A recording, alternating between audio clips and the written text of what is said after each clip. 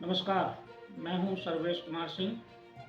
समय संवाद में आपका स्वागत है।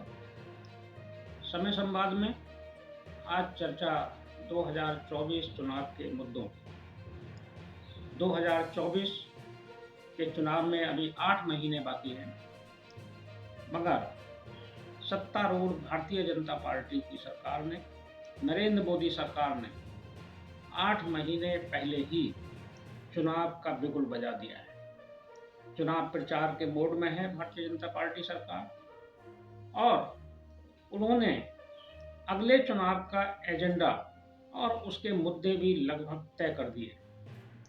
दूसरी ओर कांग्रेस और विपक्ष अभी मुद्दों की तलाश में है। उनके पास वही परंपरागत और पुराने मुद्दे हैं, महंगाई, बेरोजगारी जैसे मुद्दों को उठाने के वो प्रयास में है।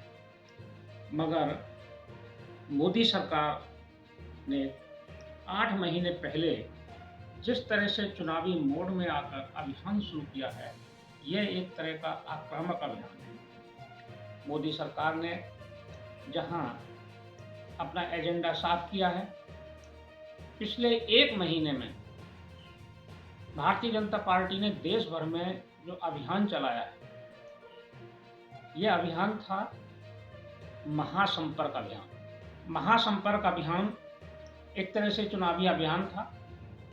यह अभियान 1 जून से शुरू हुआ और 30 जून तक चला।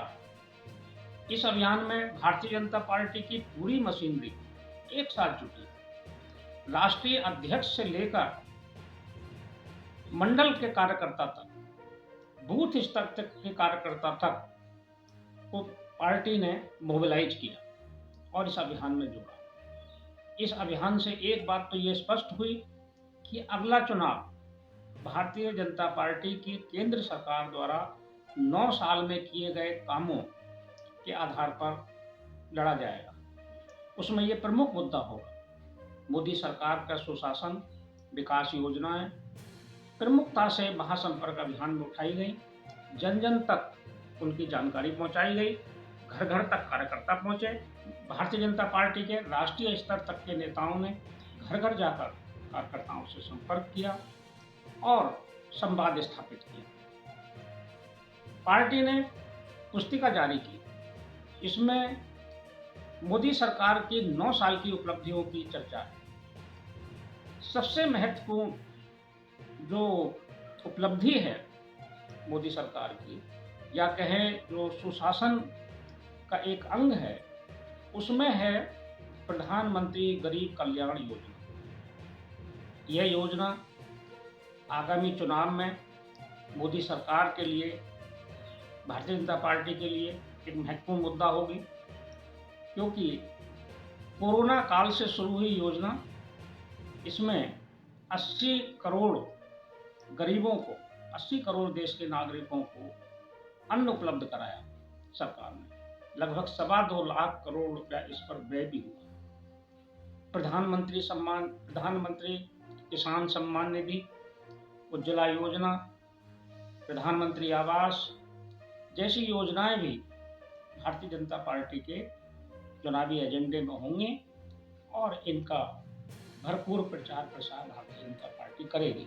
2019 का जो चुनाव हुआ था, उसमें जो मुद्दे थे वो भी विकास के थे, सुशासन के थे, लेकिन 19 के बाद का जो कार्यकाल है मोदी सरकार का, इसमें कई बड़ी उपलब्धियां शामिल। इन्होंने अपना एक पुराना वादा पूरा किया, धारा 370 हटाई कश्मीर से।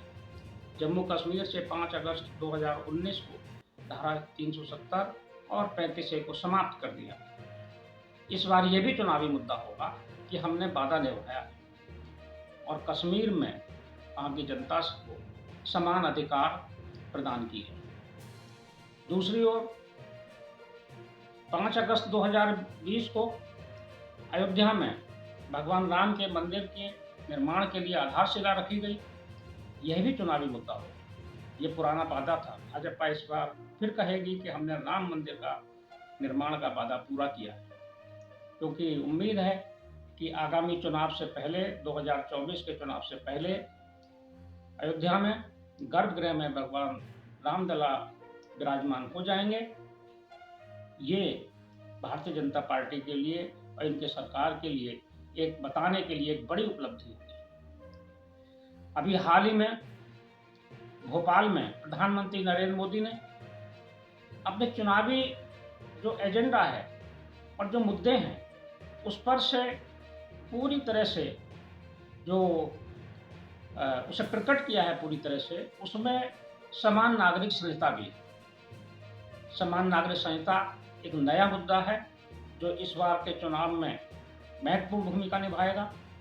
देश की जनता के सामने ये प्रश्न होगा कि देश में एक समान कानून लागू करने वाली सरकार नरेंद्र मोदी सरकार है, क्योंकि ये समान नागरिक संहिता का जो विधेयक है ये अगले चुनाव से पहले आ जाएगा।